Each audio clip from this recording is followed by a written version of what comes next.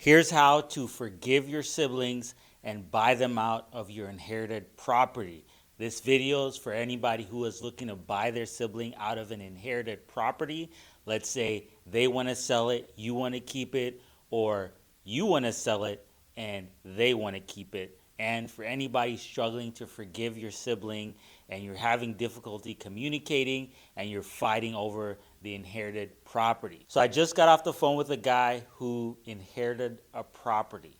Now, there was a will on the property. The will was lost because his father's girlfriend misplaced it. I think she did that because she wanted to have claim to the property. So that's a whole can of worms. Because there was no will and the guy is claiming that his father left the property all to him, he cannot prove it, so the property goes to him and his brother. Unfortunately, his brother passed away, and because of the intercessory laws in Texas, it goes to his brother's kids. So now he owns half of the property and his brother's kids own the other half of the property. Now there's no respect in the family. Nobody's communicating, and he won't sell the house because he doesn't want his brother's kids to get any of the property. So what do you guys think? The property is a fixer-upper. Even if he fixes it up, he cannot sell it because if he sells it, he has to split the proceeds with his brother's kids. What would you do in that situation? Now, in order to buy your sibling out of your property, here are several ways you can do it. The first and easiest way is to give them a cash offer on their half of the property. Now, it's not just strictly split down the middle. Let's say the house is worth $100,000, so you would think you'd give your sibling $50,000. No, that's not the case.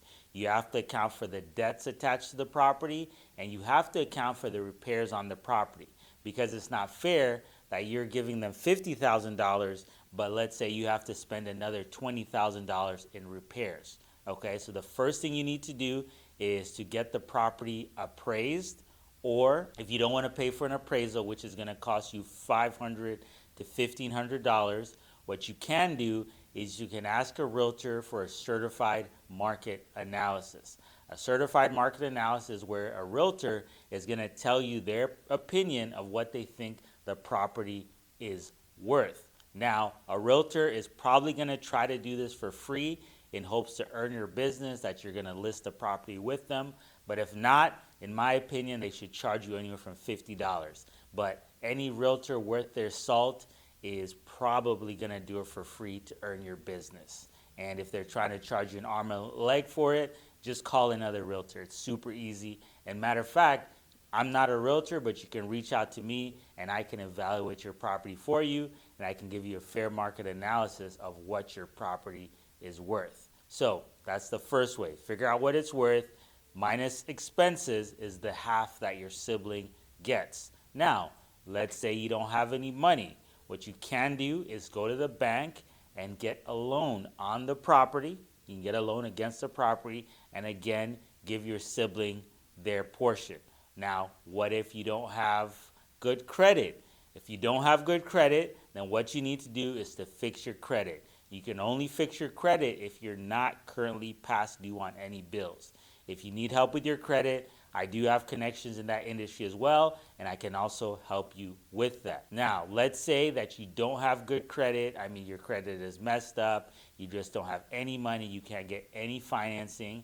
If you are on talking terms with your sibling and they're willing to work with you, you can do what's called seller finance. So you can get on a payment plan with your sibling and pay them monthly or whatever you agree to. It's probably going to be monthly, and that's how you can buy your sibling out of your property. Now, if none of these scenarios work, one thing you can do, which I don't recommend, is you can partner with an investor. So basically, the investor is going to give you the money, and now you are going to be partners with the investor. Now, I don't recommend this because you really don't know the investor, right? Even if he has integrity, even if he's a well-to-do business person, at the end of the day, you're in business with somebody you don't know. It's better to deal with your sibling because the investor is most likely going to have more money than you, more knowledge than you, And if it comes a day that the investor wants to sell, or if he wants to fix it up, he feels like he's bringing more value to the property, you can find yourself in a sticky situation.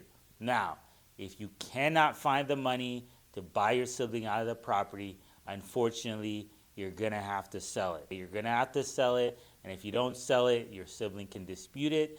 And if you guys cannot get along on the inherited property, you're going to be appointed a court-appointed attorney, and that's a whole nother can of worms, because now they'll be in charge of the estate, and they're going to dictate what's going to happen, and you don't want to deal with that. I had a seller that had to deal with that, and it took 6 months for us to close on that property just because they had an attorney involved, they had a judge involved, and that is all going to take time.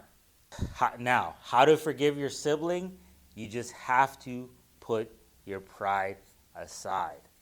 It sounds really simple, but holding grudges, that's something I'm personally working on, and I feel like I've gotten over it. Holding grudges, it only hurts you, okay? It only hurts you. The other person is moving on with their life.